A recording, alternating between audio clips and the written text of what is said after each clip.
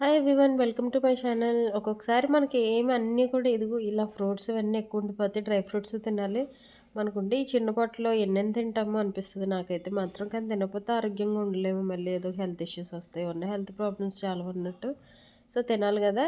So అందుకని చెప్పి ఈ డ్రై ఫ్రూట్స్ అన్నీ కూడా నానబెట్టినవి, ఇవి కూడా వేస్ట్ అవ్వకుండా ఈ అవకాడో అయితే 4 తీసుకొచ్చారు. 2 ఆల్రెడీ తిన్నాము. ఇది థర్డ్‌దనమాట. అండ్ ఇంకొకటి కూడా ఉంది. ఈ అవకాడో అయితే నేను నార్మల్‌గా కూడా తిన్నా. నాకు బాగా నచ్చుతుంది. కొబ్బరి ముక్కలో ఉంటుంది. చాలామంది ఇష్టపడరు కానీ హెల్త్‌కి చాలా మంచిదనమాట.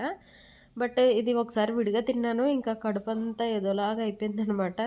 గడిబిడిలాగా ఇంకెందుకొచ్చిందిలే అని ఇలా జ్యూస్ చేసుకొని తాగుతున్నాను. కానీ ఉత్తగా తింటే నాకు నచ్చింది. సో స్వీట్ బదులు ఈ అరటిపళ్ళు అయితే వేశాననమాట. అరటిపళ్ళు కూడా చాలా ఉన్నాయి. అవి ఇవి మొత్తం మిక్స్ కొట్టి ఇంక వేసేసాననమాట. ఇంక అన్నీ పొట్టలో పోసుకోవడమే అనమాట. ఇదో పెద్ద టాస్క్ అనమాట. ఇంట్లో ఉండే ఆడవాళ్ళందరికీ ఇలాగే ఉంటదా? నాకు అలా ఉంటదా? నాకైతే అర్థం కాదు. ఒక పక్క కూరగాయలన్నీ వేస్ట్ అవ్వకుండా చూడాలి. ఫ్రూట్స్ వేస్ట్ అవ్వకూడదు. డ్రై ఫ్రూట్స్ వేస్ట్ అవ్వకూడదు.